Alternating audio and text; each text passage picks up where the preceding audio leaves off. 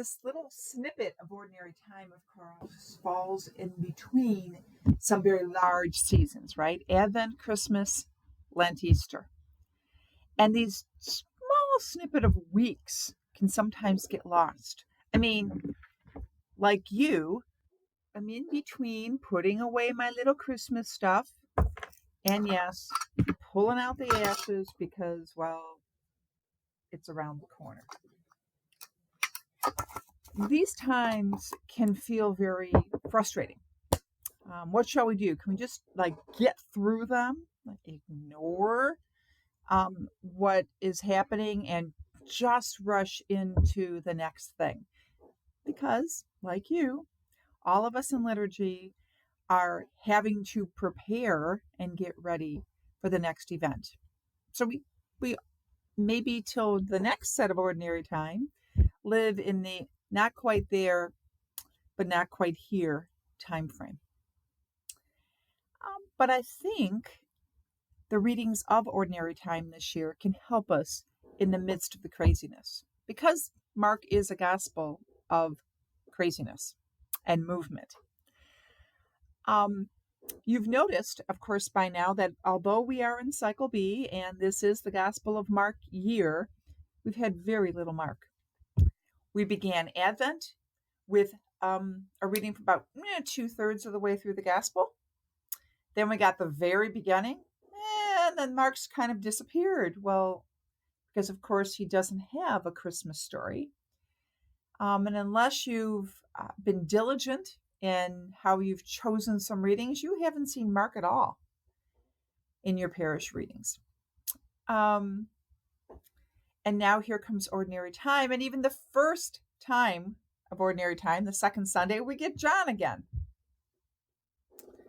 So Mark, in many ways, for us, at least to this point, has been the hidden gospel of his own Cycle B.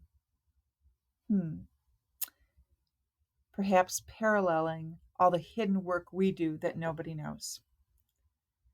The rehearsal time, the copying music time, the organizing time, the things nobody sees.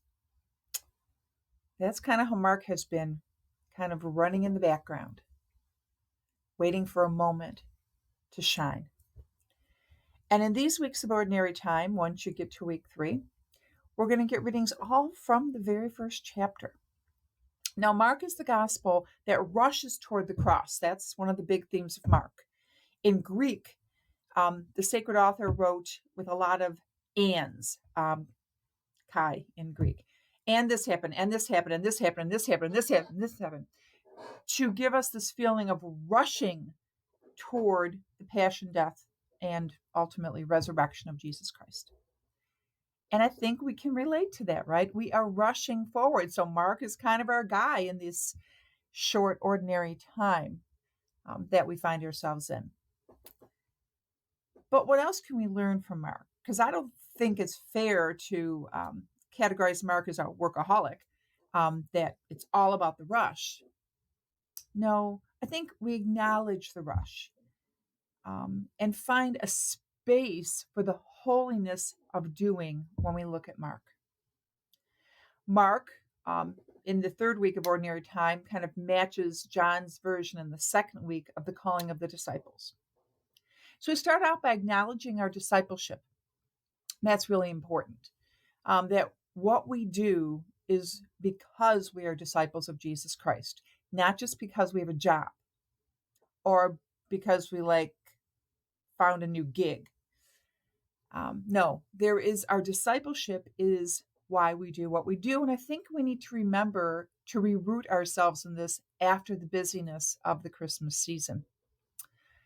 So we start out remembering why we do what we do and who we fundamentally are. And then the next month of readings, we see a very, very busy Jesus.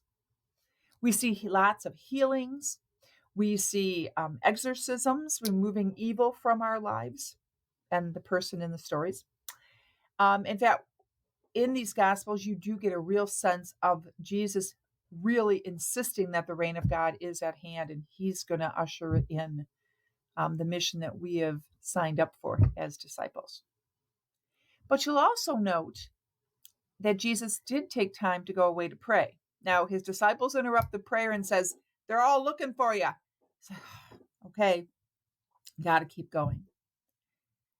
And I think that idea of having our prayer have to fit into the busyness is another important lesson for us. That we need to take time to pray, but it's fair to acknowledge how often our prayer is interrupted, or how often we squeeze it in between things we have to do. But the things we have to do, we need to make sure are rooted in the gospel. Jesus's healings aren't just, hey, let me show you what I can do. They're not magic tricks. He does what he does across the board in all the gospels. He does these healings to care for people, to usher in the way God wants the world to look, to ushering in God's reign of justice and mercy and peace. So to our busyness needs to have that flavor, that support, that foundation.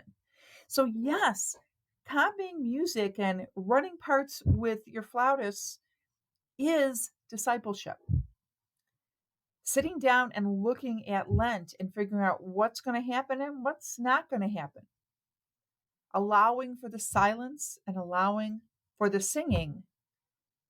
Not only those decisions, but in the doing has got to be rooted in discipleship.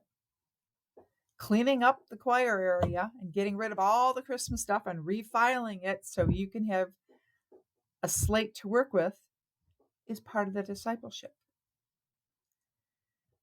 I think we need to take this short, ordinary time to take that breath and reroot ourselves, that our busyness may be a gift, may be a sign of our discipleship. You know, we live in a culture where busyness is honored.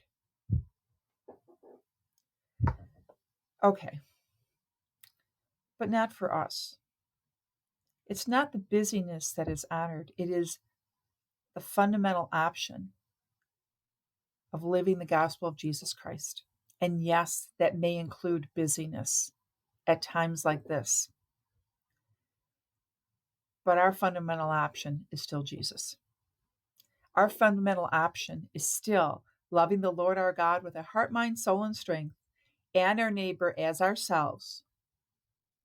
And all of our busyness, just like the busyness of Jesus and Mark, needs to be rooted in that option. We do this because it's part of who we are as disciples. We do this because we care about others and God. We do this to offer praise and thanks to God week in and week out, and that requires work. So let's take some time to remember who we are and what we do and why we do it. And yes, go run those copies. Have a wonderful, ordinary time. I'll see you in Lent.